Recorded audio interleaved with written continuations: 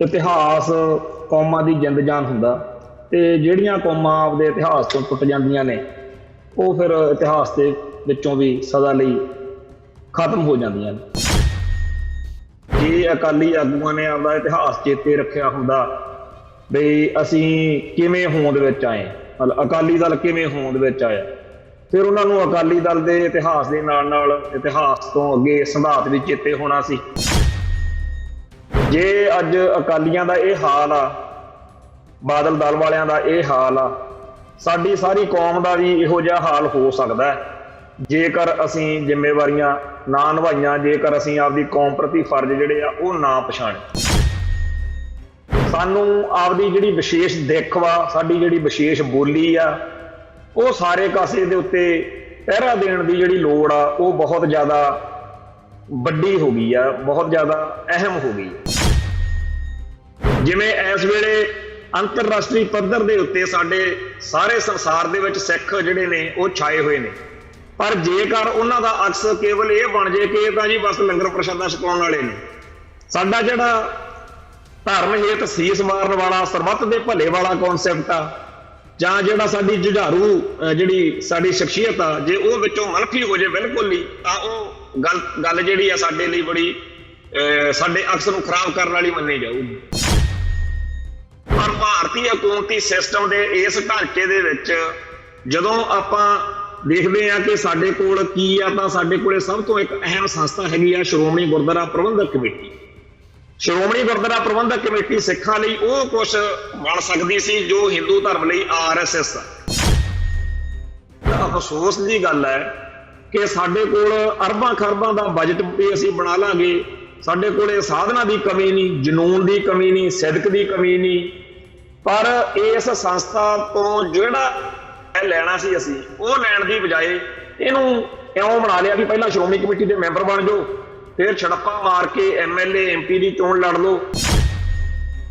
ਸਿੱਖ ਮਨਾਂ ਦੇ ਅੰਦਰ ਜਿੱਥੇ ਇਸ ਗੱਲ ਦਾ ਹੈਗਾ ਕਿ ਚਲੋ ਜੀ ਅਸੀਂ ਬਾਦਲ ਤੋਂ ਖਹਿੜਾ ਛੁਡਾ ਲਿਆ, ਤੇ ਆਉਣ ਵਾਲੇ ਦਿਨਾਂ ਦੇ ਵਿੱਚ ਇਹ ਵੀ ਆ ਕਿ ਸਿੱਖਾਂ ਦੀਆਂ ਜਿਹੜੀਆਂ ਹੋਰ ਵਿਰੋਧੀ ਤਾਕਤਾਂ ਨੇ ਉਹ ਚਾਹੁਣਗੀਆਂ ਕਿ ਸਿੱਖਾਂ ਦੀਆਂ ਸੰਸਥਾਵਾਂ ਦੇ ਉੱਤੇ ਸਾਡੇ ਬੰਦੇ ਕਾਬਜ਼ ਹੋ ਜਾਣ। ਸਿੱਖਾਂ ਨੂੰ ਇਸ ਮੌਕੇ ਮੈਦਾਨ ਛੱਡ ਕੇ ਪਾਸੇ ਹੋਣ ਦੀ ਲੋੜ ਨਹੀਂ, ਸਾਡੀ ਸਾਰਿਆਂ ਦੀ ਇੱਕ ਸਾਂਝੀ ਜ਼ਿੰਮੇਵਾਰੀ ਬਣਦੀ ਆ ਕਿ ਆਪਾਂ ਰਲ ਮਿਲ ਕੇ ਸਿੱਖ ਸੰਸਥਾਵਾਂ ਦੇ ਅੰਦਰ ਪੰਥਕ ਮਾਹੌਲ ਸਿਰਜਣ ਵਾਲਾ ਜਿਹੜਾ ਯਤਨ ਆ ਉਹਨੂੰ ਆਰੰਭੀਏ। TV 84 ਉੱਤੇ ਪ੍ਰੋਗਰਾਮ ਖਬਰ ਦੀ ਖਬਰ ਸੁਣ ਰਹੇ ਸਾਰੇ ਦਰਸ਼ਕਾਂ ਨੂੰ ਮੈਂ ਸਰਬਜੀਤ ਸਿੰਘ ਘੁਮਾਣ ਫਤਿਹ ਅਰਜ ਕਰਦਾ ਜੀ। ਵਾਹਿਗੁਰੂ ਜੀ ਕਾ ਖਾਲਸਾ, ਵਾਹਿਗੁਰੂ ਜੀ ਕੀ ਫਤਿਹ। ਇਤਿਹਾਸ ਕੌਮਾਂ ਦੀ ਜਿੰਦ ਜਾਨ ਹੁੰਦਾ ਤੇ ਜਿਹੜੀਆਂ ਕੌਮਾਂ ਆਪਦੇ ਇਤਿਹਾਸ ਤੋਂ ਟੁੱਟ ਜਾਂਦੀਆਂ ਨੇ ਉਹ ਫਿਰ ਇਤਿਹਾਸ ਦੇ ਵਿੱਚੋਂ ਵੀ ਸਦਾ ਲਈ ਖਤਮ ਹੋ ਜਾਂਦੀਆਂ ਨੇ। ਕੌਮਾਂ ਦਾ ਇਤਿਹਾਸ ਸਾਂਭਣਾ, ਕੌਮਾਂ ਦੇ ਇਤਿਹਾਸ ਨੂੰ ਅੱਗੇ ਤੋਰਨਾ ਇਹ ਬੜਾ ਜ਼ਰੂਰੀ ਹੁੰਦਾ। ਅੱਜ ਸਾਡੀ ਕੌਮ ਦੇ ਹਾਲਾਤ ਨੇ ਜਿਸ ਤਰੀਕੇ ਨਾਲ ਇਹਨਾਂ ਵੋਟਾਂ ਤੋਂ ਬਾਅਦ ਵਿੱਚ ਆਪਾਂ ਸਾਰੇ ਦੇਖ ਰਹੇ ਹਾਂ ਕਿ ਅਕਾਲ ਤਖਤ ਸਾਹਿਬ ਦੇ ਜਥੇਦਾਰ ਨੇ ਵੀ ਕਿਹਾ ਬਈ ਬਾਦਲ ਦਲ ਦੀ ਹਾਰ ਦੇ ਨਾਲ ਜਾਂ ਅਕਾਲੀ ਦਲ ਦੀ ਹਾਰ ਦੇ ਨਾਲ ਵੀ ਬੜਾ ਮਾੜਾ ਹੋ ਗਿਆ ਜੇ ਉਹ। ਇਹ ਸਾਰੇ ਕਾਸੇ ਦੇ ਵਿੱਚ ਜਿਹੜਾ ਸਭ ਤੋਂ ਅਹਿਮ ਇੱਕ ਨੁਕਤਾ ਉਹ ਇਹੀ ਆ ਵੀ ਜੇ ਅਕਾਲੀ ਆਗੂਆਂ ਨੇ ਆਪਦਾ ਇਤਿਹਾਸ ਚੇਤੇ ਰੱਖਿਆ ਹੁੰਦਾ ਬਈ ਅਸੀਂ ਕਿਵੇਂ ਹੋਂਦ ਵਿੱਚ ਆਏ, ਮਤਲਬ ਅਕਾਲੀ ਦਲ ਕਿਵੇਂ ਹੋਂਦ ਵਿੱਚ ਆਇਆ, ਫਿਰ ਉਹਨਾਂ ਨੂੰ ਅਕਾਲੀ ਦਲ ਦੇ ਇਤਿਹਾਸ ਦੇ ਨਾਲ ਨਾਲ ਇਤਿਹਾਸ ਤੋਂ ਅੱਗੇ ਸਿਧਾਂਤ ਵੀ ਚੇਤੇ ਹੋਣਾ ਸੀ, ਤੇ ਉਹਨਾਂ ਨੂੰ ਇਹ ਵੀ ਚੇਤੇ ਹੋਣਾ ਸੀ ਕਿ ਗੁਰੂ ਨਾਨਕ ਪਾਤਸ਼ਾਹ ਦੇ ਘਰ ਦੇ ਵਿੱਚ ਉਹਨਾਂ ਦੀ ਇੱਕ ਵਿਸ਼ੇਸ਼ ਜ਼ਿੰਮੇਵਾਰੀ ਆ ਕਿ ਅਸੀਂ ਪੰਥ ਨੂੰ ਸਮਰਪਿਤ ਹੋ ਕੇ ਰਹਿਣਾ, ਪੰਜਾਬ ਨੂੰ ਸਮਰਪਿਤ ਹੋ ਕੇ ਰਹਿਣਾ, ਅਸੀਂ ਸਰਬੱਤ ਦੇ ਭਲੇ ਵਾਲੀ ਗੱਲ ਕਰਨੀ ਆ। ਜੇ ਅੱਜ ਅਕਾਲੀਆਂ ਦਾ ਇਹ ਹਾਲ ਆ, ਬਾਦਲ ਦਲ ਵਾਲਿਆਂ ਦਾ ਇਹ ਹਾਲ ਆ, ਸਾਡੀ ਸਾਰੀ ਕੌਮ ਦਾ ਵੀ ਇਹੋ ਜਿਹਾ ਹਾਲ ਹੋ ਸਕਦਾ ਹੈ ਜੇਕਰ ਅਸੀਂ ਜ਼ਿੰਮੇਵਾਰੀਆਂ ਨਾ ਨਿਭਾਈਆਂ, ਜੇਕਰ ਅਸੀਂ ਆਪਦੀ ਕੌਮ ਪ੍ਰਤੀ ਫਰਜ਼ ਜਿਹੜੇ ਆ ਉਹ ਨਾ ਪਛਾਣੇ। ਇਹੋ ਜਿਹੀ ਕੋਈ ਗੱਲ ਨਹੀਂ ਕਿ ਕੌਮਾਂ ਜਿਹੜੀਆਂ ਨੇ ਉਹਨਾਂ ਤੇ ਸੰਕਟ ਨਹੀਂ ਆਉਂਦੇ। ਸਾਡੀ ਕੌਮ ਤਾਂ ਜਦੋਂ ਤੋਂ ਅਸੀਂ ਦੇਖ ਰਹੇ ਹਾਂ ਬਾਬਾ ਬੰਦਾ ਸਿੰਘ ਬਹਾਦਰ ਤੋਂ ਲੈ ਕੇ ਅੱਜ ਤੱਕ ਜੋ ਕੁਝ ਹੋ ਰਿਹਾ ਉਹ ਸਾਡੇ ਸਾਹਮਣੇ ਆ ਸਾਰਾ ਕੁਝ। ਸੋ ਜਿਹੜੀ ਦੁਨੀਆ ਵਿੱਚ ਜਿਉਂਦੇ ਰਹਿਣ ਲਈ ਲੜਨਾ ਪੈਂਦਾ। ਸੋ ਸਾਨੂੰ ਵੀ ਆਪਦੀ ਕੌਮ ਦੀਆਂ ਨਿਸ਼ਾਨੀਆਂ, ਕੌਮ ਦੀਆਂ ਜਿਹੜੇ ਪ੍ਰਤੀਕ ਨੇ, ਸਿੰਬਲਸ ਨੇ, ਬਿੰਬ ਨੇ, ਉਹਨਾਂ ਦੀ ਰਾਖੀ ਫਿਰ ਜਿਹੜੀ ਆ ਉਹ ਕਰਨੀ ਪੈਂਦੀ ਆ। ਖਾਸ ਤੌਰ ਦੇ ਉੱਤੇ ਸਾਨੂੰ ਸਾਡੇ ਸਾਡੇ ਸੱਭਿਆਚਾਰ ਬਾਰੇ, ਸਾਡੇ ਵਿਰਸੇ ਬਾਰੇ, ਸਾਡੀ ਬੋਲੀ ਬਾਰੇ ਤੇ ਹੋਰ ਜਿਹੜੀਆਂ ਚੀਜ਼ਾਂ ਹੌਲੀ ਹੌਲੀ ਸਾਡਾ ਦੁਸ਼ਮਣ ਉਹ ਖਤਮ ਕਰਦਾ ਜਾ ਰਿਹਾ ਹੋਵੇ, ਜਾਂ ਜਿਹੜਾ ਕਹਿੰਦੇ ਆ ਗਲੋਬਲੀਕਰਨ ਹੋ ਰਿਹਾ ਹੈ ਜੀ, ਵੀ ਸਾਰਾ ਜਿਹੜਾ ਸੰਸਾਰ ਆ ਉਹ ਛੋਟਾ ਹੁੰਦਾ ਜਾ ਰਿਹਾ, ਇੱਕ ਪਿੰਡ ਬਣਦਾ ਜਾ ਰਿਹਾ, ਉਹਦੇ ਵਿੱਚ ਸਾਨੂੰ ਆਪਦੀ ਜਿਹੜੀ ਵਿਸ਼ੇਸ਼ ਦਿੱਖ ਵਾ, ਸਾਡੀ ਜਿਹੜੀ ਵਿਸ਼ੇਸ਼ ਬੋਲੀ ਆ, ਉਹ ਸਾਰੇ ਕਾਸੇ ਦੇ ਉੱਤੇ ਪਹਿਰਾ ਦੇਣ ਦੀ ਜਿਹੜੀ ਲੋੜ ਆ ਉਹ ਬਹੁਤ ਜ਼ਿਆਦਾ ਵੱਡੀ ਹੋ ਗਈ ਆ, ਬਹੁਤ ਜ਼ਿਆਦਾ ਅਹਿਮ ਹੋ ਗਈ ਹੈ। ਮੈਂ ਇੱਥੇ ਇੱਕ ਕਿਤਾਬ ਆ ਮੇਰੇ ਹੱਥ ਵਿੱਚ, ਉਹਦੇ ਵਿੱਚ ਇੱਕ ਹਿੱਸਾ ਜਿਹੜਾ ਹੈ ਉਹ ਪਾਠਕਾਂ ਨਾਲ ਜਾਂ ਸੰਗਤਾਂ ਨਾਲ ਸਾਂਝਾ ਕਰਨਾ ਚਾਹੁੰਦਾ। ਲਿਖਿਆ ਵੀ ਡਾਕਟਰ ਗੰਡਾ ਸਿੰਘ ਜੋ ਸਿੱਖ ਇਤਿਹਾਸ ਦੇ ਬੜੇ ਖੋਜੀ ਸੀਗੇ, ਉਹ ਕਹਿੰਦੇ ਵੀ ਅਨਪੜ੍ਹਤਾ ਵਸ ਸਿੱਖ ਕੌਮ ਨੇ ਆਪਣੇ ਇਤਿਹਾਸਕ ਦਸਤਾਵੇਜ਼ ਭੰਗ ਦੇ ਪਹਾੜੇ ਬਰਬਾਦ ਕੀਤੇ ਨੇ।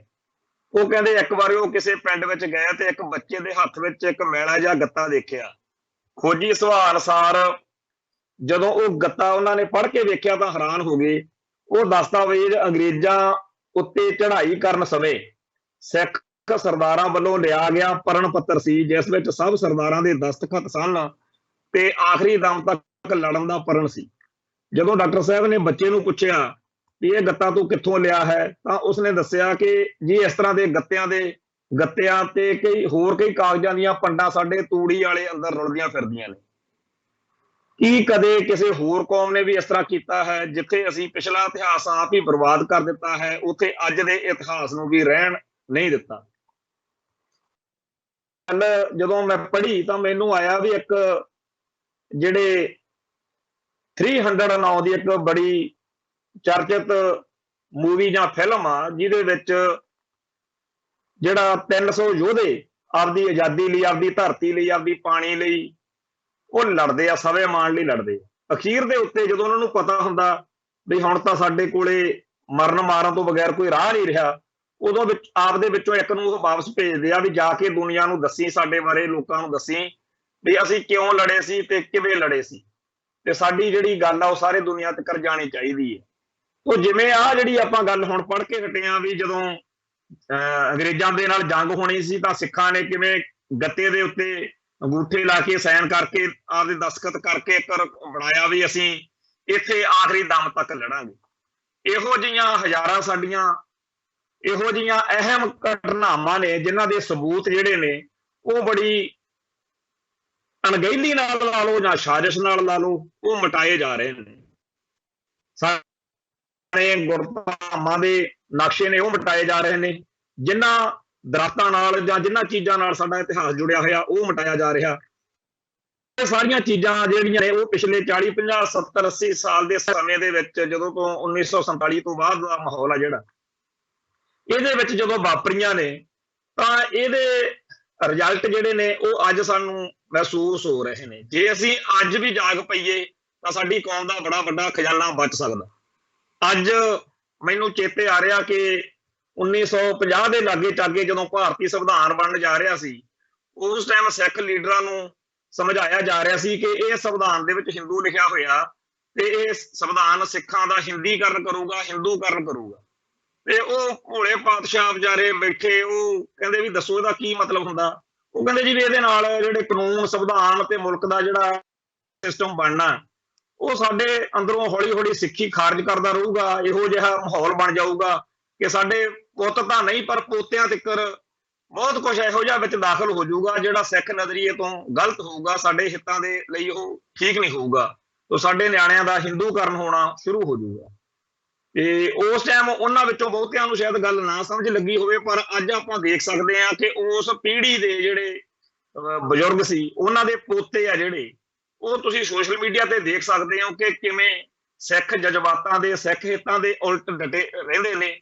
ਬੜੀ ਵਾਰ ਉਹ ਉਲਟ ਬੋਲਦੇ ਨੇ, ਔਰ ਉਹਨਾਂ ਨੂੰ ਜਦੋਂ ਸਾਹਮਣੇ ਕੋਈ ਸਹੀ ਗੱਲ ਮਿਲਦੀ ਆ ਉਹਨਾਂ ਨੂੰ ਉਹ ਹਜਮ ਨਹੀਂ ਆਉਂਦੀ, ਕਿਉਂਕਿ ਉਹਨਾਂ ਨੂੰ ਸਕੂਲਾਂ ਕਾਲਜਾਂ ਵਿੱਚ ਜੋ ਪੜ੍ਹਾ ਦਿੱਤਾ ਗਿਆ ਉਹਨਾਂ ਦੇ ਦਿਲ ਦਿਮਾਗ ਵਿੱਚ ਵਸਿਆ ਹੋਇਆ, ਤੇ ਉਹ ਸਾਰਾ ਕੁਝ ਉਹਨਾਂ ਤੇ ਅਸਰ ਕਰਦਾ।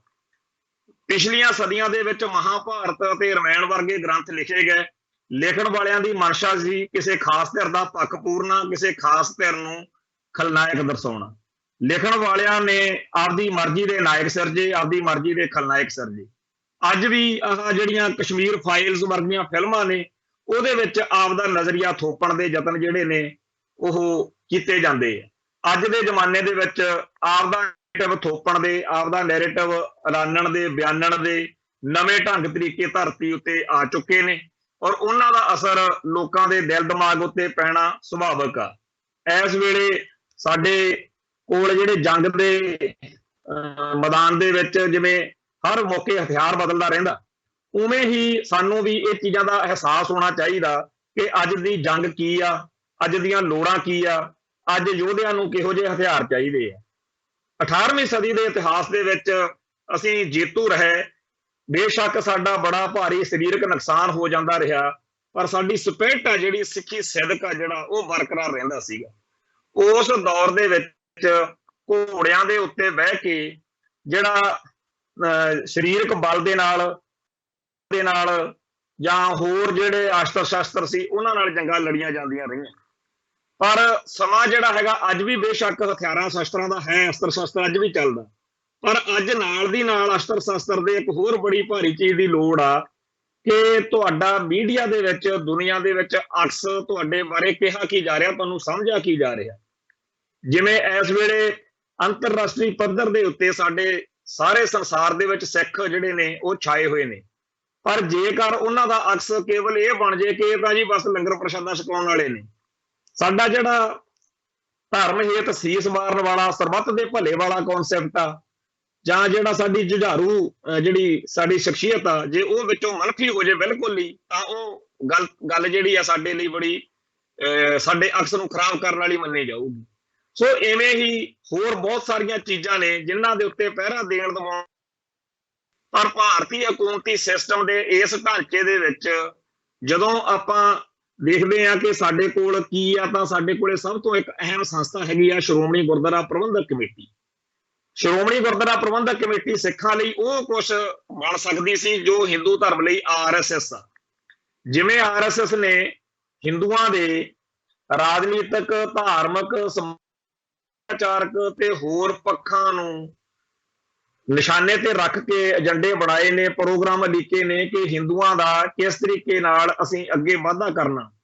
ਉਹ ਹਿੰਦੂ ਰਾਸ਼ਟਰ ਕਹਿਣ, ਉਹ ਕੀ ਕਹਿਣ, ਇਹ ਸਾਰਾ ਕੁਝ ਜਿਹੜਾ ਹੈਗਾ ਉਹ ਇਹ ਨਹੀਂ ਦੇਖਦੇ ਕਿ ਜਿਹੜਾ ਹਿੰਦੂ ਸਾਡੇ RSS ਦੇ ਵਿੱਚ ਆ ਰਿਹਾ ਵੀ ਇਹਦੀ ਕਿਹੜੀ ਧਿਰ ਨਾਲ ਪਿੱਛੇ ਹੈਗੀ ਆ, ਕਿਹੜੀ ਜਾਤ ਨਾਲ ਆ। ਉਹ ਹਰ ਇੱਕ ਬੰਦੇ ਨੂੰ, ਭਾਰਤੀ ਨੂੰ ਹਿੰਦੂ ਕਰਨ ਦੇ ਏਜੰਡੇ ਤਹਿਤ RSS ਆਪਦਾ ਕੰਮ ਕਰਦੀ ਹੈ। ਉਹ ਕੱਲਾ ਭਾਰਤ ਵਿੱਚ ਨਹੀਂ, ਹੁਣ ਤਾਂ ਅੱਡ-ਅੱਡ ਮੁਲਕਾਂ 'ਚ ਵੀ ਉਹਨਾਂ ਦੇ ਜਿਹੜੇ ਹੈਗੇ ਆ ਇਹ ਗੱਲਾਂ ਸਾਰੀਆਂ ਚੱਲਦੀਆਂ ਰਹਿੰਦੀਆਂ ਕਿ ਫਲਾਣੇ ਮੁਲਕ 'ਚ RSS ਦਾ ਕੰਮ ਆਇਆ ਸੀ, ਉਹ ਸੀ। ਤਾਂ ਸਾਡੇ ਲਈ ਸਾਡੀ ਸ਼੍ਰੋਮਣੀ ਗੁਰਦੁਆਰਾ ਪ੍ਰਬੰਧਕ ਕਮੇਟੀ ਆ ਜਿਹੜੀ, ਉਹਨੇ ਇਹ ਫਰਜ਼ ਨਿਭਾਉਣੇ ਸੀਗੇ। ਪਰ ਅਫਸੋਸ ਦੀ ਗੱਲ ਹੈ ਕਿ ਸਾਡੇ ਕੋਲ ਅਰਬਾਂ ਖਰਬਾਂ ਦਾ ਬਜਟ ਵੀ ਅਸੀਂ ਬਣਾ ਲਾਂਗੇ, ਸਾਡੇ ਕੋਲੇ ਸਾਧਨਾਂ ਦੀ ਕਮੀ ਨਹੀਂ, ਜਨੂਨ ਦੀ ਕਮੀ ਨਹੀਂ, ਸਿਦਕ ਦੀ ਕਮੀ ਨਹੀਂ, ਪਰ ਇਸ ਸੰਸਥਾ ਤੋਂ ਜਿਹੜਾ ਲੈਣਾ ਸੀ ਅਸੀਂ ਉਹ ਲੈਣ ਦੀ ਬਜਾਏ ਇਹਨੂੰ ਇਉਂ ਬਣਾ ਲਿਆ ਵੀ ਪਹਿਲਾਂ ਸ਼੍ਰੋਮਣੀ ਕਮੇਟੀ ਦੇ ਮੈਂਬਰ ਬਣ ਜਾਓ, ਫਿਰ ਛੜੱਪਾ ਮਾਰ ਕੇ MLA MP ਦੀ ਚੋਣ ਲੜ ਲਓ। ਤੋਂ ਇਸ ਤਰੀਕੇ ਨਾਲ ਇਹ ਸੰਸਥਾ ਪਿਛਲੇ ਲੰਮੇ ਅਰਸੇ ਤੋਂ ਪੰਥ ਨੂੰ ਜਿਹੜਾ ਲਾਭ ਦੇ ਸਕਦੀ ਸੀ ਉਹ ਦੇਣ ਦੀ ਬਜਾਏ ਕੁਝ ਹੋਰ ਹੀ ਬਣ ਕੇ ਰਹਿ ਗਈ। ਹੁਣ ਆ ਜਿਹੜਾ ਸਮਾਂ ਅੱਜ ਦਾ ਚੱਲਦਾ, ਇਹਦੇ ਵਿੱਚ ਆਪਾਂ ਦੇਖ ਰਹੇ ਹਾਂ ਕਿ ਬਾਦਲ ਦਲ ਦੀਆਂ ਹਰਕਤਾਂ ਕਰਕੇ ਬਹੁਤ ਸਾਰਾ ਉਥਲ ਪੁਥਲ ਮੱਚੀ ਹੈ।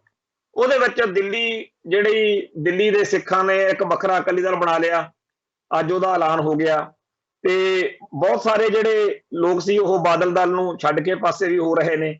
ਸਭ ਤੋਂ ਜਿਹੜੀ ਇੱਕ ਨੋਟ ਵਾਲੀ ਗੱਲ ਆ ਉਹ ਇਹ ਆ ਕਿ ਇੱਥੇ ਇੱਕ ਧਿਰ ਸੀਗੀ ਜਿਹਨੇ ਵੋਟ ਬੈਂਕ ਦੇ ਰਾਜਨੀਤੀ ਦੇ ਕਰਕੇ ਬਾਦਲ ਦਲ ਤੋਂ ਬਹੁਤ ਸਾਰੇ ਇਹੋ ਜਿਹੇ ਕੰਮ ਕਰਾਏ ਜਿਹੜੇ ਪੰਥ ਦੇ ਵਿੱਚ, ਕੌਮ ਦੇ ਵਿੱਚ ਬਹੁਤ ਦੁਬਦਾ ਦਾ ਕਾਰਨ ਵੀ ਬਣੇ ਤੇ ਨੁਕਸਾਨ ਦਾ ਕਾਰਨ ਵੀ ਬਣੇ।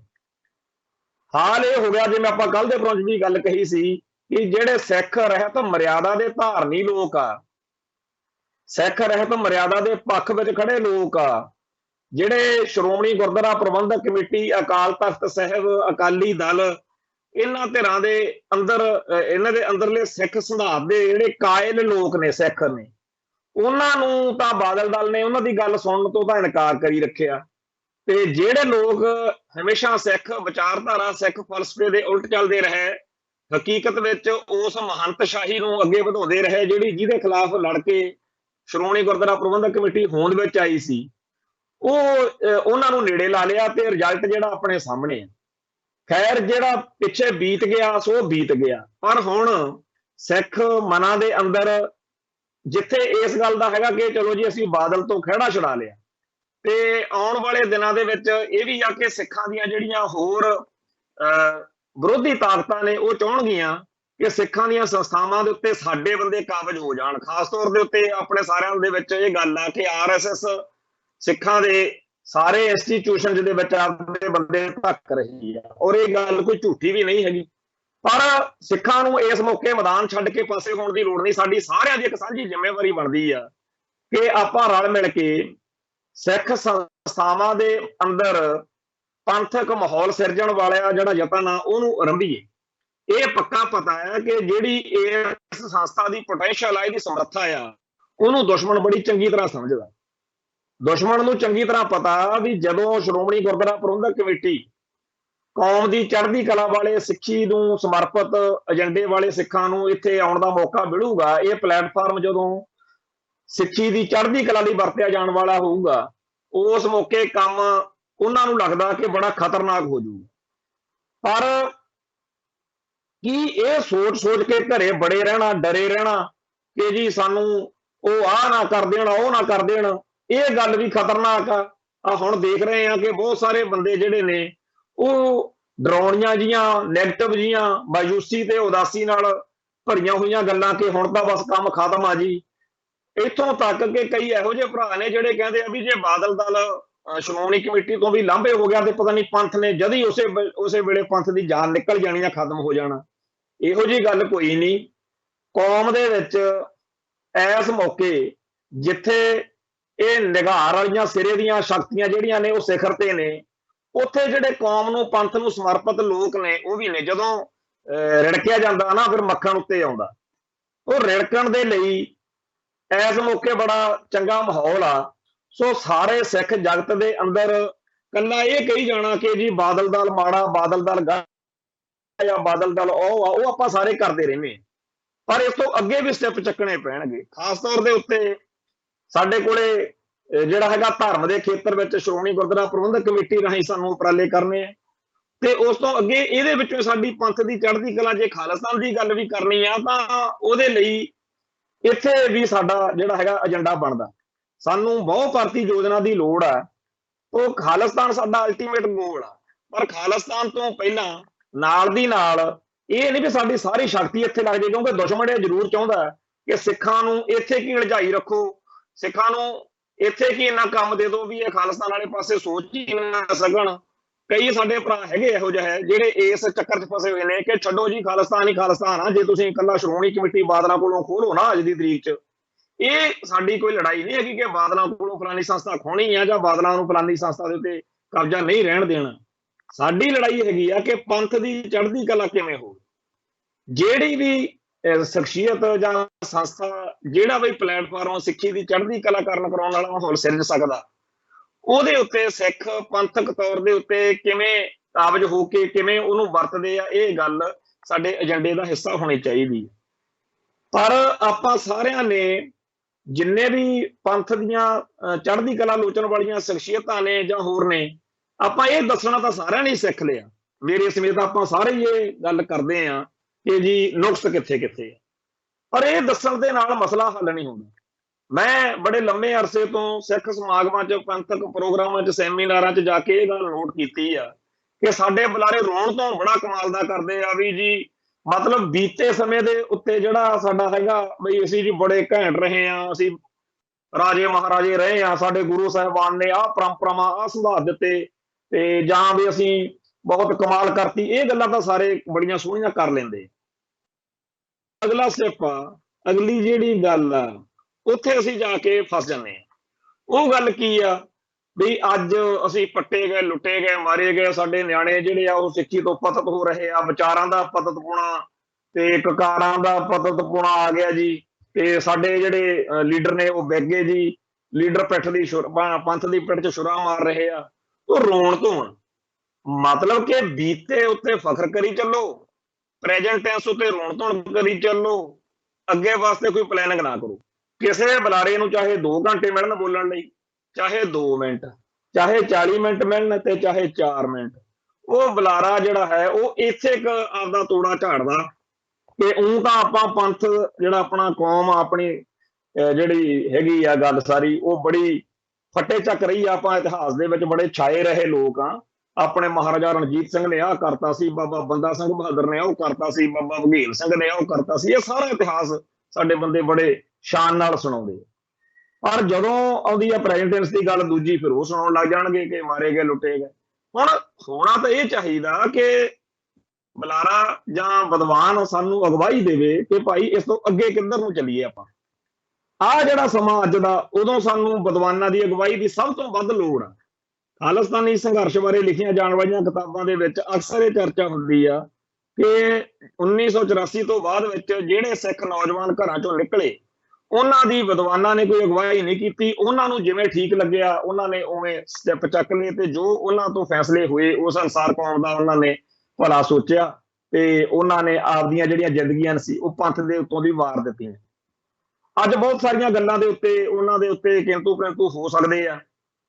ਸਰਦਾਰ ਪਾਲ ਸਿੰਘ ਭੁੱਲਰ ਦੀ ਇੱਕ ਕਿਤਾਬ ਖਾਲਿਸਤਾਨੀ ਸੰਘਰਸ਼ ਫੇਲ ਕਿਉਂ ਹੋਇਆ, ਜਾਂ ਹੋਰ ਬਹੁਤ ਸਾਰੇ ਇਸ ਤਰ੍ਹਾਂ ਦੇ ਹੁਣ ਜਿਹੜੇ ਵਿਸ਼ਲੇਸ਼ਣ ਨੇ ਉਹ ਅੱਡ ਅੱਡ ਲੋਕਾਂ ਦੇ ਲਿਖੇ ਹੋਏ ਬੋਲੇ ਹੋਏ ਆ ਰਹੇ ਨੇ, ਜਿਨ੍ਹਾਂ 'ਚ ਸਿੱਖ ਸੰਘਰਸ਼ ਬਾਰੇ ਬੜੇ ਜਿਹੜੇ ਹੈਗੇ ਆਪਦੇ ਵਿਚਾਰ ਅਗਲੇ ਦੇ ਰਹੇ ਨੇ।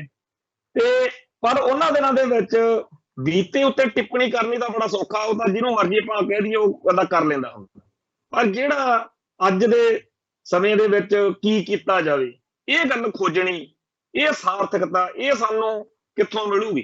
ਸੋ ਗੁਰੂ ਪੰਥ ਨੂੰ ਸਮਰਪਿਤ, ਖਾਸ ਤੌਰ ਤੇ ਅਕਾਲ ਪੁਰਖ ਵਾਹਿਗੁਰੂ ਦੀ ਬਖਸ਼ਿਸ਼ ਜਿਨ੍ਹਾਂ ਤੇ ਹੋਊਗੀ, ਇਹੋ ਜਿਹਾ ਕੋਈ ਸਾਨੂੰ ਰਾਹ ਦੱਸਣ ਵਾਲਾ ਜਿਹੜਾ ਹੈਗਾ ਅਸੀਂ ਲੱਭ ਰਹੇ ਹਾਂ। ਅਸੀਂ ਅਕਸਰ ਸਾਡੇ ਭੈਣ ਭਰਾ ਇਹ ਗੱਲ ਕਹਿੰਦੇ ਆ, ਔਰ ਇਸ ਗੱਲ ਦਾ ਸਾਨੂੰ ਇਹ ਨਹੀਂ ਕਿ ਅਸੀਂ ਇਹਨੂੰ ਪਸੰਦ ਨਹੀਂ ਕਰਦੇ, ਜਾਂ ਇਹ ਗੱਲ ਕਹੀ ਜਾਂਦੀ ਆ ਕਿ ਗੁਰੂ ਪਾਤਸ਼ਾਹ ਆਪੇ ਸਭ ਕੁਝ ਕਰ ਦੇਣਗੇ।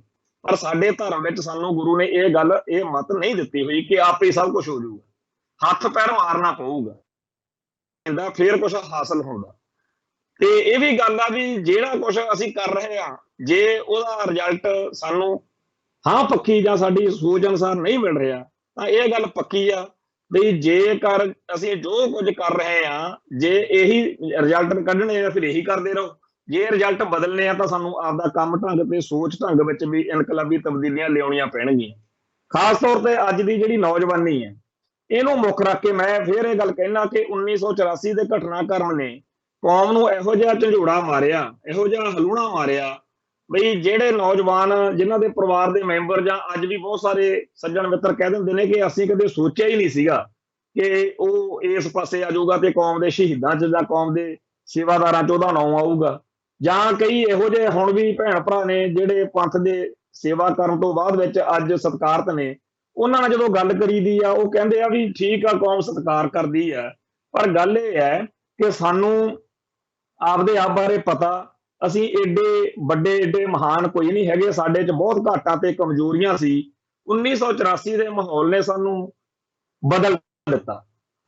ਸੋ ਅੱਜ ਦੀ ਸਿੱਖ ਜਵਾਨੀ ਨੂੰ ਇਸ ਗੱਲ ਦਾ ਪਾਠ ਪੜਾਉਣ ਦੀ ਲੋੜ ਆ, ਕੋਈ ਇਹੋ ਜਿਹੀ ਵਿਧੀ ਅਪਣਾਉਣ ਦੀ ਲੋੜ ਆ ਜਿਹਦੇ ਨਾਲ ਉਹ ਆਪਦੇ ਇਤਿਹਾਸਕ ਵਿਰਸੇ ਨਾਲ ਜੁੜੀ ਰਹਿ ਸਕੇ। ਮੈਂ ਇਹ ਗੱਲ ਇਸ ਕਰਕੇ ਕਹਿ ਰਿਹਾ ਕਿ ਸਟੇਟ ਦਾ ਪੂਰਾ ਜ਼ੋਰ ਲੱਗਿਆ ਹੋਇਆ ਕਿ 1984 ਨਾਲ ਜੁੜਿਆ ਹੋਇਆ ਸਾਰਾ ਕੁਝ ਜਿਹੜਾ ਹੈ ਉਹ ਬਦਲ ਦਿੱਤਾ ਜਾਵੇ। ਜਿਵੇਂ ਆਹ ਕਸ਼ਮੀਰ ਫਾਈਲਸ ਬਾਰੇ ਜਿਹੜੇ ਕਸ਼ਮੀਰੀ ਪੰਡਤ ਨੇ ਉਹ ਵੀ ਕਹਿ ਰਹੇ ਨੇ ਕਿ ਜਿਵੇਂ ਇਸ ਫਿਲਮ ਦੇ ਰਾਹੀਂ ਬਿਆਨ ਕੀਤਾ ਜਾ ਰਿਹਾ ਗੱਲ ਨੂੰ, ਇਦਾਂ ਵੀ ਨਹੀਂ ਸੀ। ਬੜੇ ਪੱਖ ਜਿਹੜੇ ਨੇ ਉਸ ਫਿਲਮ ਦੇ ਬਾਰੇ ਆ ਰਹੇ ਨੇ, ਪਰ ਸਟੇਟ ਜਿਹੜੀ ਆ ਉਹ ਇਕੱਲੇ ਕਸ਼ਮੀਰੀਆਂ ਦੇ ਬਾਰੇ ਨਹੀਂ ਜਾਂ ਕਸ਼ਮੀਰ ਬਾਰੇ ਨਹੀਂ, ਉਹ ਸਿੱਖਾਂ ਬਾਰੇ ਤੇ ਪੰਜਾਬ ਬਾਰੇ ਵੀ ਚੰਗੀ ਤਰ੍ਹਾਂ ਜਾਣਦੀ ਆ। ਤੇ ਇਹਨਾਂ ਲੋਕਾਂ ਨੂੰ ਕਿਵੇਂ ਉਹ ਚਾਹੁੰਦੀ ਆ ਕਿ ਕਾਬੂ ਕੀਤਾ ਜਾਵੇ, ਤੇ ਇਹਨਾਂ ਦੇ ਅੰਦਰ ਜਿਹੜਾ ਗੁੱਸਾ, ਜਿਹੜਾ ਰੋਸ ਆ, ਜਿਹੜਾ ਧੱਕੇ, ਬੇਵਫਾਈਆਂ, ਧੋਖੇ ਹੋਏ ਨੇ ਉਹਨਾਂ ਬਾਰੇ, ਉਹ ਸਾਰੀ ਗੱਲ ਬਾਰੇ ਬਹੁਤ ਸਟੇਟ ਦੇ ਅੰਦਰ ਚੱਲ ਰਿਹਾ ਹੈਗਾ ਕਿ ਪੰਜਾਬ ਇੱਕ ਸਿਰ ਚੱਕ ਸਕਦਾ ਜਾਂ ਬਾਗੀ ਭਾਵਨਾ ਵਾਲਾ ਸੂਬਾ। ਸੋ ਇੱਥੇ ਕਿਵੇਂ ਇਹਨਾਂ ਲੋਕਾਂ ਨੂੰ ਉਲਝਾ ਕੇ ਰੱਖਿਆ ਜਾਵੇ, ਇਹਦੇ ਲਈ ਬੜੇ ਮੁੱਦੇ, ਬੜੇ ਮਸਲੇ ਸੋਚੇ ਜਾਂਦੇ ਨੇ। ਜਿਵੇਂ ਆ ਜਿਹੜਾ ਆਮ ਆਦਮੀ ਪਾਰਟੀ ਵਾਲਾ ਵਰਤਾਰਾ, ਜਿਹੜੇ ਲੋਕਾਂ ਨੇ ਸਿੱਖ ਕੌਮ ਦੀ ਲੜਾਈ ਲੜਨੀ ਸੀ, ਜਿਨ੍ਹਾਂ ਲੋਕਾਂ ਨੇ ਇਹ ਸਾਰੇ ਸਿਸਟਮ ਦੇ ਖਿਲਾਫ ਲੜਨਾ ਸੀ, ਉਹਨਾਂ ਸਾਰਿਆਂ ਨੂੰ ਇਹ ਬਦਲ ਕੇ ਹਰਾ ਲਓ ਜਾਂ ਕਾਂਗਰਸ ਨੂੰ ਹਰਾ ਲਓ, ਬਸ ਬਦਲ ਕੇ ਕਾਂਗਰਸ ਨੂੰ ਹਰਾਉਣਾ ਸਿਆਸੀ ਖੇਤਰ ਵਿੱਚ ਹੀ ਤੁਹਾਡੀ ਜਿੱਤ ਆ। ਹੁਣ ਆਮ ਆਦਮੀ ਪਾਰਟੀ ਆ ਜਿਹੜੀ ਭਗਵੰਤ ਮਾਨ ਜੀ ਦਾ ਮੁਖੀ ਆਪਣਾ ਮੁੱਖ ਮੰਤਰੀ ਬਣਿਆ, ਇਹ 4-5 ਸਾਲ ਕੰਮ ਕਰਨਗੇ ਤੇ ਮੁੜ ਕੇ ਫਿਰ ਇਹਦੇ ਤੋਂ ਮਨ ਅੱਕ ਜੂ, ਫਿਰ ਕੋਈ ਨਵੀਂ ਪਾਰਟੀ ਆ ਜੂ। ਸੋ ਇਸ ਤਰੀਕੇ ਦੇ ਖਿਡੌਣੇ ਜਿਹੜੇ ਨੇ ਉਹ ਪੰਜਾਬ ਦੇ ਲੋਕਾਂ ਨੂੰ ਜੇ ਕੰਮ ਲਾਇਆ ਜਾਂਦਾ ਵੀ ਤੁਸੀਂ ਇੱਥੇ ਕਬਦਾ ਖੇਡੀ ਖੁੱਡੀ ਜਾਓ। ਇਹ ਜਿਹੜੀਆਂ ਚੀਜ਼ਾਂ ਹੁੰਦੀਆਂ ਨੇ ਇਹਨਾਂ ਬਾਰੇ ਬਹੁਤ ਗੰਭੀਰਤਾ ਨਾਲ ਸੋਚਣ ਦੀ ਲੋੜ ਹੁੰਦੀ ਹੈ। ਉਹ ਕੀ ਲੋੜ ਹੁੰਦੀ ਆ ਬਈ ਸਾਨੂੰ ਇਸ ਤਰ੍ਹਾਂ ਦੇ ਕੰਮਾਂ ਨਾਲ ਕਿੰਨਾ ਕੁ ਫਾਇਦਾ ਹੋ ਰਿਹਾ। ਸਾਡੇ ਬਹੁਤ ਸਾਰੇ ਭਰਾਵਾਂ ਨੂੰ ਸਾਡੀ ਕੌਮ ਦਾ ਸਾਰਾ ਜਿਹੜਾ ਜ਼ੋਰ ਆ ਉਹ ਵੋਟਾਂ ਵੇਲੇ ਜਿਵੇਂ ਲੱਗਦਾ ਹੈਗਾ ਕਿ ਜਿਹੜੇ ਲੋਕ ਇਸ ਤੋਂ ਬਿਨਾਂ ਕੋਈ ਗੱਲ ਸੋਚਦੇ ਆ ਨਾ ਐਵੇਂ ਟੱਕਰਾਂ ਮਾਰਦੇ ਆ। ਤਾਂ ਸੌਖਾ ਜਿਹਾ ਕੰਮ ਆ, ਦੇਖੋ ਤਾਂ ਭਗਵੰਤ ਸਿੰਘ ਮਾਨ ਨੇ ਮਿਹਨਤ ਕੀਤੀ ਤੇ ਪੰਜਾਬ ਦਾ ਮੁੱਖ ਮੰਤਰੀ ਬਣ ਗਿਆ। ਫਲਾਨਾ ਦੇਖੋ ਜੀ ਸਾਈਕਲ ਚਲਾ ਕੇ ਹੀ ਉਹ MLA ਬਣ ਗਿਆ। ਫਲਾਨਾ ਦੇਖੋ ਜੀ ਸ਼੍ਰੋਮਣੀ ਕਮੇਟੀ ਮੈਂਬਰ ਬਣ ਗਿਆ। ਮੈਂ ਸਾਡੇ ਜਿਹੜੇ ਸਰੋਤੇ ਆ ਉਹਨਾਂ ਨੂੰ ਬੇਨਤੀ ਕਰਦਾ ਕਿ ਇੱਥੇ ਸਾਡੇ ਵਰਗੇ ਭਰਾ ਜਿਹੜੇ ਨੇ ਉਹ 5-10 ਸਾਲ ਮਿਹਨਤ ਕਰਨ ਤੇ ਕੁਝ ਵੀ ਜਿਹੜਾ ਉਹਨਾਂ ਦਾ ਨਿਸ਼ਾਨਾ MLA MP ਜਾਂ ਸ਼੍ਰੋਮਣੀ ਕਮੇਟੀ ਮੈਂਬਰ ਬਣਦਾ ਉਹ ਬਣ ਸਕਦਾ, ਹੋ ਸਕਦਾ। ਪਰ ਮੈਨੂੰ ਇਹ ਅਗਲੀ ਗੱਲ ਦੇ ਉੱਤੇ ਜਾ ਕੇ ਮੈਨੂੰ ਸਮਝ ਨਹੀਂ ਲੱਗਦੀ ਗੱਲ ਵੀ ਅਸੀਂ ਉੱਥੇ ਕਦੋਂ ਭੁੱਲ ਜਾਂਦੇ ਆ ਕਿ MLA MP ਜਾਂ ਸ਼੍ਰੋਮਣੀ ਕਮੇਟੀ ਮੈਂਬਰ ਬਣ ਜਾਣ ਤੋਂ ਬਾਅਦ, ਮੁੱਖ ਮੰਤਰੀ ਜਾਂ ਪ੍ਰਧਾਨ ਮੰਤਰੀ ਬਣ ਜਾਣ ਤੋਂ ਬਾਅਦ ਕੀ ਸਿੱਖ ਆਪਦੀ ਕੌਮ ਲਈ ਜਾਂ ਪੰਜਾਬ ਲਈ ਕੁਝ ਕਰਨ ਜੋਗੇ ਹੈਗੇ ਆ? ਕਿੱਡੇ ਕਿੱਡੇ ਮਤੇ ਸ਼੍ਰੋਮਣੀ ਗੁਰਦੁਆਰਾ ਪ੍ਰਬੰਧਕ ਕਮੇਟੀ ਵਿੱਚ ਪਾਏ ਗਏ ਜਾਂ ਸ਼੍ਰੋਮਣੀ ਅਕਾਲੀ ਦਲ ਨੇ ਵੀ ਪਾਏ। ਬਹੁਤ ਸਾਰੇ ਮਤੇ ਨੇ ਜਿਹੜੇ ਸਿੱਖ ਹੱਕਾਂ ਦੀ ਗੱਲ ਕਰਦੇ ਮਤੇ ਆ, ਔਰ ਉਹਨਾਂ ਮਤਿਆਂ ਦੇ ਬਾਰੇ ਅਕਾਲੀ ਦਲ ਨੇ ਜਦੋਂ ਸੱਤਾ ਲਈ ਉਹ ਕੁਝ ਕਰ ਕਿਉਂ ਨਹੀਂ ਸਕੇ। ਅੱਜ ਬਾਦਲ ਦਲ ਨੂੰ ਆਪਾਂ ਸਾਰੇ ਰੱਦ ਕਰਦੇ ਹਾਂ, ਪਰ ਬਾਦਲ ਦਲ ਜਿਹੜਾ ਹੈ ਉਹ ਉਹਨਾਂ ਗੱਲਾਂ ਤੇ ਪੂਰਾ ਕਿਉਂ ਨਹੀਂ ਉਤਰ ਸਕਿਆ। ਜਦੋਂ ਆਪਾਂ ਕਹਿੰਦੇ ਜੀ ਉਹਨਾਂ ਦੀ ਇੱਛਾ ਸ਼ਕਤੀ ਨਹੀਂ ਸੀ, ਉਹ ਜੀ ਵਿਕ ਗਏ। ਅਸਲ ਵਿੱਚ ਇਹ ਆ ਕਿ ਇਸ ਸਿਸਟਮ ਦੇ ਅੰਦਰ ਇਸ ਗੱਲ ਦਾ ਸਿਸਟਮ ਨੂੰ ਆਉਂਦਾ ਕਾਬੂ ਕਰਨਾ ਵੀ ਇਹ ਜਿਹੜੇ ਲੋਕ ਨੇ ਇਹਨਾਂ ਨੂੰ ਇੱਥੇ ਕਿਤੇ ਕਰ ਰੱਖਣਾ ਤੋਂ ਬਹੁਤ ਢੰਗ ਤਰੀਕੇ ਵਰਤ ਕੇ ਉਹ ਲੋਕਾਂ ਦੀ ਅਸਲੀ ਜਿਹੜੀ ਗੱਲ ਆ ਉਹਦੇ ਤੋਂ ਪਿੱਛੇ ਸਾਰੀ ਗੱਲ ਖਿੱਚ ਕੇ ਲੈ ਜਾਂਦੇ ਆ। ਫਿਰ ਉਹ ਜਿਹੜਾ ਬੰਦਾ ਜਿਹਨੂੰ ਆਪਾਂ ਪੂਰਾ ਨਾਇਕ ਬਣਾ ਕੇ ਭੇਜਿਆ ਹੁੰਦਾ ਵੀ ਇਹਨੂੰ MLA MP Shiromani committee member ਜਾਂ ਮੁੱਖ ਮੰਤਰੀ ਬਣਾਉਣਾ, ਫਿਰ ਆਪਾਂ ਉਹਨੂੰ ਮਾੜਾ ਚੰਗਾ ਬੋਲਦੇ ਆ ਵੀ ਇਹਨੇ ਕੁਝ ਨਹੀਂ ਕੀਤਾ, ਇਹ ਤਾਂ ਗਲਤ ਆ। ਇਹ ਨਹੀਂ ਕਿ ਜਿਹੜੇ ਲੋਕ ਇਸ ਖੇਤਰ ਵਿੱਚ ਆਉਂਦੇ ਆ ਵੀ ਉਹਨਾਂ ਦਾ ਕੋਈ ਕਸੂਰ ਹੀ ਨਹੀਂ, ਉਹਨਾਂ 'ਚ ਕੋਈ ਗੁਣ, ਉਹਨਾਂ 'ਚ ਕੋਈ ਗਲਤੀ ਹੋਈ ਨਹੀਂ। ਮੈਂ ਇਹ ਕਹਿਣਾ ਕਿ ਸਿਸਟਮ ਇੰਨਾ ਵੱਡਾ ਮਜ਼ਬੂਤ ਆ ਜਿਹੜਾ ਉਹਨੂੰ ਕੱਖ ਨਹੀਂ ਕਰਨ ਦੇ ਹੋ ਸਕਦਾ। ਜਦੋਂ ਇਸ ਸਿਸਟਮ ਦੇ ਅੰਦਰ ਕੁਝ ਸੰਭਾਵਨਾ ਹੀ ਨਹੀਂ ਕੁਝ ਨਵਾਂ ਵਾਪਰਨ ਦੀ, ਨਵਾਂ ਕੁਝ ਹੋਣ ਦੀ, ਫਿਰ ਅਸੀਂ ਆਪਦੀ ਸਾਰੀ ਸਮਰੱਥਾ ਤੇ ਸ਼ਕਤੀ ਇਹਦੇ ਹਵਾਲੇ ਕਿਉਂ ਕੀਤੀ ਹੋਈ ਹੈ। ਪਰ ਅੱਜ ਦੀ ਤਰੀਕ ਵਿੱਚ ਜੇ ਕਿਸੇ ਸਿੱਖ ਨੂੰ ਕਹੀਏ ਕਿ ਜੀ ਆਪਾਂ ਇਸ ਸਿਸਟਮ ਬਾਰੇ ਜਿਹੜਾ ਹੈਗਾ ਕੁਝ ਵਿਚਾਰ ਕਰ ਲਈਏ, ਉਹਨੂੰ ਲੱਗਦਾ ਹੈਗਾ ਕਿ ਇਹ ਤਾਂ ਐਵੇਂ ਪਤਾ ਨਹੀਂ ਕਿੱਥੋਂ ਹੈ।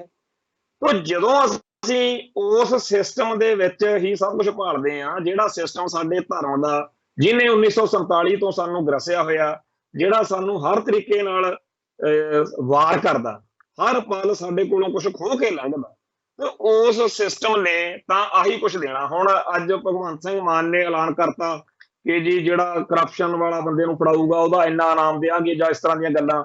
ਇਹੋ ਜਿਹੇ ਇਨਾਮ ਪਹਿਲਾਂ ਬਾਦਲ ਸਾਹਿਬ ਨੇ ਵੀ ਕੀਤੇ ਸੀ।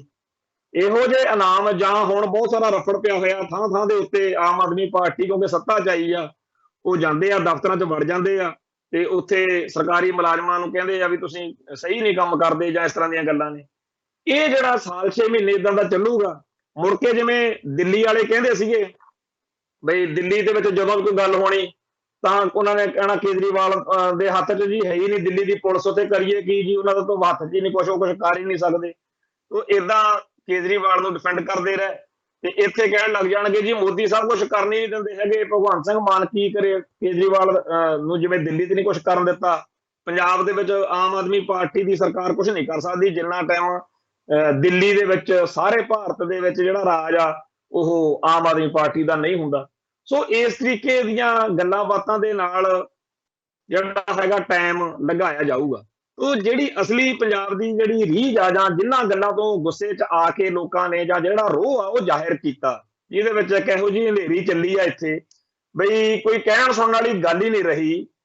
ਬਈ ਜਿਹੜਾ ਜਿਨ੍ਹਾਂ ਨੇ ਸੋਚਿਆ ਹੀ ਨਹੀਂ ਸੀ ਕਦੇ, 3-4 ਤਾਂ ਜਿਹੜੇ CM ਨੇ, ਮੁੱਖ ਮੰਤਰੀ ਹੈ ਪ੍ਰਕਾਸ਼ ਸਿੰਘ ਬਾਦਲ, ਕੈਪਟਨ ਅਮਰਿੰਦਰ ਸਿੰਘ, ਚਰਨਜੀਤ ਸਿੰਘ ਚੰਨੀ, ਇਹ ਸਾਰੇ ਹਾਰ ਗਏ ਤੇ ਇਹ ਇਵੇਂ ਹੀ ਪੰਜਾਬ ਲੋਕ ਕਾਂਗਰਸ ਪਾਰਟੀ ਦੇ ਪ੍ਰਧਾਨ ਕੈਪਟਨ ਨੂੰ ਛੱਡ ਕੇ ਸਾਰਿਆਂ ਦੀਆਂ ਜ਼ਮਾਨਤਾਂ ਜਿਹੜੀਆਂ ਨੇ ਉਹ ਜ਼ਬਤ ਹੋਈਆਂ ਨੇ। ਇਹੋ ਜਿਹੀਆਂ ਖਬਰਾਂ ਲਾ ਕੇ ਅਖਬਾਰਾਂ ਦੇ ਵਿੱਚ ਇਹ ਦੱਸਣ ਦਾ ਯਤਨ ਹੋ ਰਿਹਾ ਕਿ ਜੀ ਇਹਨਾਂ ਦੀ ਮਾੜੀ ਸੀ ਪਰਫਾਰਮੈਂਸ, ਪਰ ਅਸਲ ਵਿੱਚ ਤਾਂ ਪੰਜਾਬ ਦੇ ਲੋਕਾਂ ਨੇ ਇਹ ਫੈਸਲਾ ਕੀਤਾ ਨਾ ਕਿ ਕਿਹਨੂੰ ਜਿਤਾਉਣਾ ਤੇ ਕਿਹਨੂੰ ਹਰਾਉਣਾ। ਤੇ ਜੇਕਰ ਅੱਜ ਆਮ ਆਦਮੀ ਪਾਰਟੀ ਏਡੀ ਵੱਡੀ ਸੱਤਾ 'ਚ ਆਉਣ ਤੋਂ ਬਾਅਦ ਵੀ ਪੰਜਾਬ ਦੇ ਲੋਕਾਂ ਦੇ ਸੁਪਨੇ ਪੂਰੇ ਨਹੀਂ ਕਰ ਸਕਦੀ, ਉਲਟਾ ਉਹਨੂੰ ਉਹ ਸਾਰਾ ਕੁਝ ਕਰਨਾ ਪੈ ਸਕਦਾ ਜਿਹੜਾ ਕੁਝ ਦਿੱਲੀ ਨੂੰ ਜਾਂ ਭਾਰਤ ਦੀ ਬਹੁ ਗਿਣਤੀ ਨੂੰ ਚੰਗਾ ਲੱਗਦਾ। ਬੜਾ ਰਫੜ ਪਿਆ ਹੋਇਆ ਕਿ ਭਗਵੰਤ ਸਿੰਘ ਮਾਨ ਦੀ ਸਰਕਾਰ ਜਿਹੜੀ ਆ ਉਹਨੇ ਜੀ ਫੋਟੋ ਬਦਲਤੀ ਮਹਾਰਾਜਾ ਰਣਜੀਤ ਸਿੰਘ ਦੀ, ਤੇ ਉਹਨੇ ਜੀ ਸਰਦਾਰ ਭਗਤ ਸਿੰਘ ਤੇ ਡਾਕਟਰ ਅੰਬੇਦਕਰ ਦੀ ਫੋਟੋ ਉੱਥੇ ਲਾਤੀ। ਉਹ ਜਿੱਥੇ ਵੀ ਲੱਗੀ ਜੋ ਵੀ ਲੱਗੀ, ਪਰ ਉਹਦੇ ਨਾਲ ਲੋਕਾਂ ਦੇ ਮਨਾਂ 'ਚ ਇੱਕ ਗੱਲ ਜ਼ਰੂਰ ਗਈ ਕਿ ਚਾਹੇ ਕਿੰਨਾ ਵੀ ਮਾੜਾ ਹੈਗਾ ਸਰਦਾਰ ਪ੍ਰਕਾਸ਼ ਸਿੰਘ ਬਾਦਲ ਦਾ ਰਾਜ ਪ੍ਰਬੰਧ, ਕਿੰਨਾ ਵੀ ਮਾੜਾ ਹੋਵੇ ਕੈਪਟਨ ਦਾ ਤੇ ਕਿੰਨਾ ਵੀ ਮਾੜਾ ਹੋਵੇ ਚੰਨੀ ਦਾ, ਉਹਨੇ ਮਹਾਰਾਜਾ ਰਣਜੀਤ ਸਿੰਘ ਦੀ ਫੋਟੋ, ਮਹਾਰਾਜਾ ਰਣਜੀਤ ਸਿੰਘ ਸਾਡਾ ਇਤਿਹਾਸ, ਇੱਕ ਇਹੋ ਜਿਹੀ ਸਾਡੀ ਵਿਰਾਸਤ ਵਾ। ਮਹਾਰਾਜਾ ਰਣਜੀਤ ਸਿੰਘ ਉਸ ਸਾਰੇ ਰਾਜ ਪ੍ਰਬੰਧ ਨੂੰ, ਉਸ ਸਾਰੀ ਚੰਗਿਆਈ ਨੂੰ, ਉਸ ਸਾਰੀ ਨੇਕੀ ਨੂੰ, ਖਾਲਸੇ ਦੇ ਰਾਜ ਭਾਗ ਦੀ ਭਾਵਨਾ ਨੂੰ ਪ੍ਰਤੀਨਿਧ ਕਰਦੀ ਇੱਕ ਇਹੋ ਜਿਹੀ ਸ਼ਖਸੀਅਤ ਆ। ਉਹਦੀ ਫੋਟੋ ਨੂੰ ਉੱਥੇ ਉਹ ਉਸੇ ਕਮਰੇ 'ਚ ਚਾਹੇ ਦੂਜੇ ਪਾਸੇ ਲਾਤੀ ਹੋਵੇ ਜਾਂ ਕੁਝ ਹੋਰ ਹੋ ਗਿਆ ਹੋਵੇ, ਪਰ ਇਹ ਮਸਲਾ ਜਿਹੜਾ ਭਖਿਆ ਉਹਦੇ ਪ੍ਰਤੀ ਜਿਹੜੀ ਪ੍ਰਤੀਕਿਰਿਆ ਆਈ ਆ ਸਾਡੇ ਲੋਕਾਂ 'ਚ, ਉੱਥੇ ਆਪਾਂ ਦੇਖ ਸਕਦੇ ਹਾਂ ਕਿ ਅਜੇ ਇਹ ਵੀ ਨਹੀਂ ਹੋਇਆ ਹੈਗਾ ਵੀ ਬਹੁਤ ਕੰਮ ਜੀ ਖਤਮ ਹੀ ਹੋ ਗਿਆ, ਅਜੇ ਸੰਭਾਵਨਾ ਹੈਗੀ ਆ।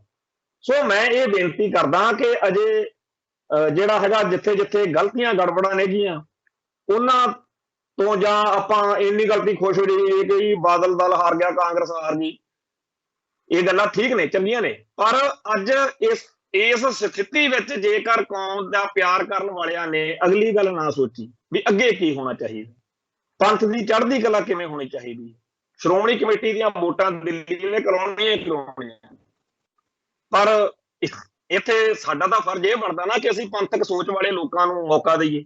ਹੁਣ ਪੰਥਕ ਸੋਚ ਵਾਲੇ ਲੋਕਾਂ ਨੂੰ ਮੌਕਾ ਦਿੰਦੇ ਦਿੰਦੇ ਇਹ ਨਾ ਹੋਵੇ ਕਿ ਅਸੀਂ ਕਿਸੇ ਐਂਟੀ ਪੰਥਕ ਸੰਸਥਾ ਦੇ ਹੱਥ ਚੁੱਕ ਕੇ ਬਣਿਆ ਲੋਕਾਂ ਨੂੰ ਹੀ ਜਿਹੜਾ ਹੈਗਾ ਸੱਤਾ ਤੇ ਲਿਆ ਕੇ ਬਿਠਾ ਦਈਏ।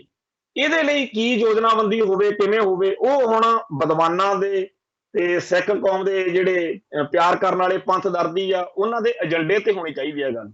ਔਰ ਅੰਤਰਰਾਸ਼ਟਰੀ ਪੱਧਰ ਦੇ ਉੱਤੇ ਸਿੱਖਾਂ ਨੂੰ ਇਸ ਇਲੈਕਸ਼ਨ ਨੂੰ ਜਿਹੜੀ ਅਗਲੀ ਸ਼੍ਰੋਮਣੀ ਕਮੇਟੀ ਦੀ ਆਉਣੀ ਹੈ ਉਹਨੂੰ ਇੱਕ ਨਿਸ਼ਾਨਾ ਬਣਾ ਕੇ ਲੜਨ ਦੀ ਲੋੜ ਆ ਵੀ ਅਸੀਂ ਆਪਦੀ ਸੰਸਥਾ ਬਚਾਉਣੀ।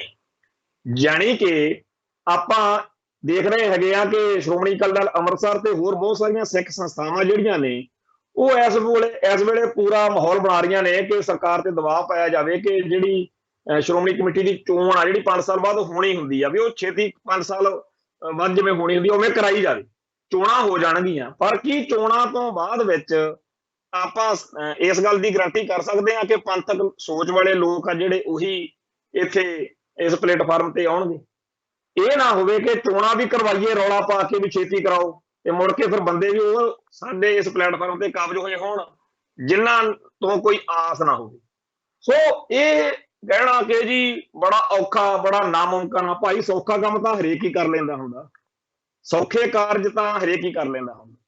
ਸੋ ਇਸ ਮੌਕੇ ਸਾਡੇ ਆਲੇ ਦੁਆਲੇ ਦੇ ਵਿੱਚ ਇੱਕ ਇਹੋ ਜਿਹਾ ਮਾਹੌਲ ਸਿਰਜਿਆ ਜਾ ਰਿਹਾ ਜਿੱਥੇ ਕਈਆਂ ਨੂੰ ਲੱਗਦਾ ਕਿ ਜੀ ਮਾਰੇ ਗਏ, ਬਸ ਤਬਾਹ ਹੋ ਗਿਆ, ਉਦਾਸੀਆਂ, ਮਜੂਸੀਆਂ, ਹਨੇਰਾ ਜੀ ਕਾਲਾ ਹੋ ਗਿਆ, ਖਤਮ ਹੋ ਗਈ ਗੱਲ ਜੀ।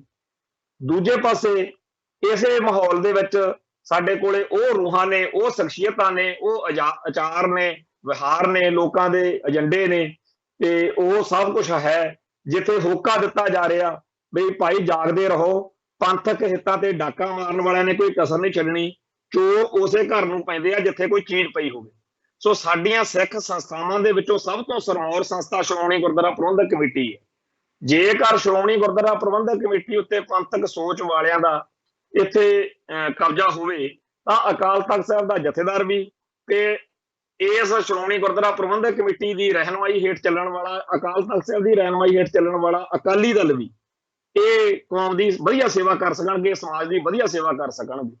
ਸੋ ਜਿਹੜਾ ਸਾਡੀ ਕੌਮ ਦਾ ਇਤਿਹਾਸ ਆ ਉੱਥੇ ਮੈਂ ਫਿਰ ਗੱਲ ਲੈ ਕੇ ਆਉਣਾ ਕਿ ਸਾਡੇ ਲੋਕਾਂ ਨੂੰ ਸ਼੍ਰੋਮਣੀ ਗੁਰਦੁਆਰਾ ਪ੍ਰਬੰਧਕ ਕਮੇਟੀ ਕਿਵੇਂ ਬਣੀ, ਕਿਉਂ ਬਣੀ, ਇਹਨੂੰ ਬਣਾਉਣ ਪਿੱਛੇ ਸਾਡੀ ਕੌਮ ਦਾ ਅਸਲ ਵਿੱਚ ਮਨਸ਼ਾ ਕੀ ਸੀ।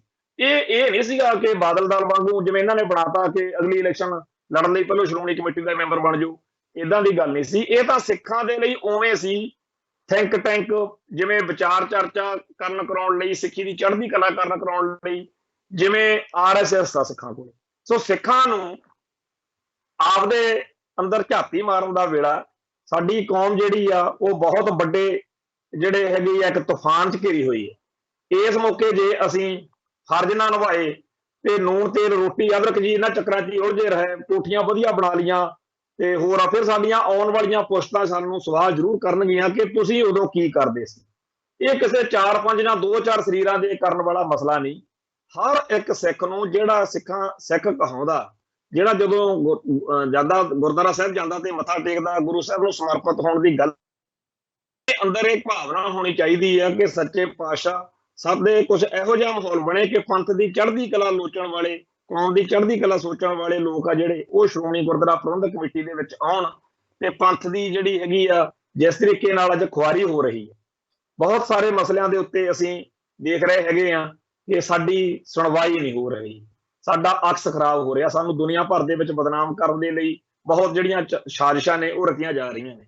ਅੱਜ ਤੱਕ ਦੁਸ਼ਮਣ ਜਿਹੜਾ ਹੈਗਾ ਉਹ ਕਾਮਯਾਬ ਨਹੀਂ ਹੋਇਆ। ਇਹ ਕਿਸੇ ਚਮਤਕਾਰ ਤੋਂ ਘੱਟ ਨਹੀਂ। ਅਸੀਂ ਚਾਹੇ ਜਿੰਨੀਆਂ ਮਰਜ਼ੀ ਔਗਣਾਂ ਨਾਲ ਭਰੇ ਹੋਏ, ਗੜਬੜਾਂ ਨਾਲ ਭਰੇ ਹੋਏ, ਗਲਤੀਆਂ ਨਾਲ ਭਰੇ ਹੋਏ ਸਿੱਖ ਵਾਂ, ਪਰ ਉਸ ਅਕਾਲ ਪੁਰਖ ਵਾਹਿਗੁਰੂ ਦਾ ਥਾਪੜਾ ਹੱਥ ਸਾਡੇ ਸਿਰ ਤੇ ਆ, ਜਿਹਦਾ ਨਤੀਜਾ ਸਾਡੇ ਇਹ ਹੈਗਾ ਕਿ ਅੱਜ ਵੀ ਅਸੀਂ ਇੰਨੇ ਜੋਗੇ ਹੈਗੇ ਆ ਕਿ ਸੋਚ ਸਕੀਏ, ਕੁਝ ਕਰ ਸਕੀਏ। ਇਹ ਤਾਕਤ, ਇਹ ਸਮਰੱਥਾ ਸੱਚੇ ਪਾਤਸ਼ਾਹ ਨੇ ਜਿਹੜੀ ਸਾਨੂੰ ਬਖਸ਼ੀ ਆ, ਇਹਦਾ ਭਰਪੂਰ ਲਾਹਾ ਲੈਣ ਦਾ ਵੇਲਾ। ਰੋਣ ਧੋਣ ਕਰਨ ਲਈ ਜਾਂ ਪਿਛਲੇ ਦੌਰ ਦੇ ਉੱਤੇ ਬੱਲੇ ਬੱਲੇ ਕਰੀ ਜਾਣ ਦੇ ਲਈ ਉਹ ਆਪਾਂ ਬਥੇਰਾ ਟਾਈਮ ਲਗਾ ਲਿਆ। ਆਓ ਹੁਣ ਭਵਿੱਖ ਲਈ ਕੁਝ ਸੋਚੀਏ, ਕਿਉਂਕਿ ਜਦੋਂ ਵੀ ਕਿਤੇ ਇਸ ਦੀ ਵਿਪਤਾ ਪੈਂਦੀ ਆ, ਉਦੋਂ ਸਿੱਖ ਇਹ ਨਹੀਂ ਸੋਚਦਾ, ਉਦੋਂ ਇਹ ਸੋਚਦਾ ਵੀ ਭਵਿੱਖ ਫਿਰ ਵੀ ਸਾਡਾ। ਇਹ ਠੀਕ ਆ ਕਿ ਵਿਪਤਾ ਪੈ ਗਈ ਆ, ਇਹ ਠੀਕ ਆ ਕਿ ਔਖਾ ਟਾਈਮ ਆ ਗਿਆ। ਵੱਡੇ ਘੱਲੂ ਘਾਰੇ ਮੌਕੇ ਜਦੋਂ ਅੱਧੀ ਕੌਮ ਇੱਕੋ ਦਿਨ ਚ ਵੱਢੀ ਪਈ ਸੀ, ਉਦੋਂ ਵੀ ਸ਼ਹੀਦਾਂ ਦੇ ਪ੍ਰਥਾਏ ਉੱਥੇ ਇਹ ਗੱਲ ਕਹੀ ਸੀ ਕਿ ਪੰਥ ਰੱਤ ਖਾਲਸਾ ਰਹਿ ਗਏ, ਉਹ ਗਏ ਉਸੋ ਖੋਟ ਗਵਾਏ। ਅੱਜ ਵੀ ਸਾਨੂੰ ਇਹੀ ਸੋਚਣਾ ਚਾਹੀਦਾ ਕਿ ਬੜਾ ਕੁਝ ਮਾੜੇ ਤੋਂ ਮਾੜਾ ਵਾਪਰਿਆ, ਪਰ ਅੱਜ ਵੀ ਸਾਡੇ ਕੋਲੇ ਬਹੁਤ ਕੁਝ ਇਹੋ ਜਿਹਾ ਅੱਗੇ ਗੱਲ ਜਿਹੜੀ ਆ ਸੋਚੀ ਜਾ ਸਕਦੀ ਆ, ਬਿਉਂਤੀ ਜਾ ਸਕਦੀ ਆ। ਸੱਚੇ ਪਾਤਸ਼ਾਹ ਸਾਡੇ ਤੇ ਕਿਰਪਾ ਕਰਨ ਤੇ ਅਸੀਂ ਅਗਲੀ ਜਿਹੜੀ ਕੌਮੀ ਲੜਾਈ ਆ ਉਹਦੇ ਵਿੱਚ ਕੋਈ ਭਰਪੂਰ ਯੋਗਦਾਨ, ਕੋਈ ਗੱਲ ਚੱਜ ਹਲਦੀ ਕਰ ਸਕੀਏ। ਸੋ ਇੰਨੀਆਂ ਬੇਨਤੀਆਂ ਪ੍ਰਵਾਨ ਕਰਨੀਆਂ। ਬੋਲਦਿਆਂ ਕੋਲੋਂ ਕੋਈ ਸ਼ਬਦ ਉੱਚਾ ਨੀਵਾਂ ਬੋਲਿਆ ਗਿਆ ਹੋਵੇ, ਸੰਗਤ ਬਖਸ਼ਣਯੋਗ ਹੈ। ਫਤਿਹ ਅਰਜ਼ ਕਰਦਾ ਜੀ। ਨਾਨਕ ਨਾਮ ਚੜ੍ਹਦੀ ਕਲਾ ਤੇਰੇ ਭਾਣੇ, ਸਰਬੱਤ ਦਾ ਭਲਾ। ਵਾਹਿਗੁਰੂ ਜੀ ਕਾ ਖਾਲਸਾ, ਵਾਹਿਗੁਰੂ ਜੀ ਕੀ ਫਤਿਹ।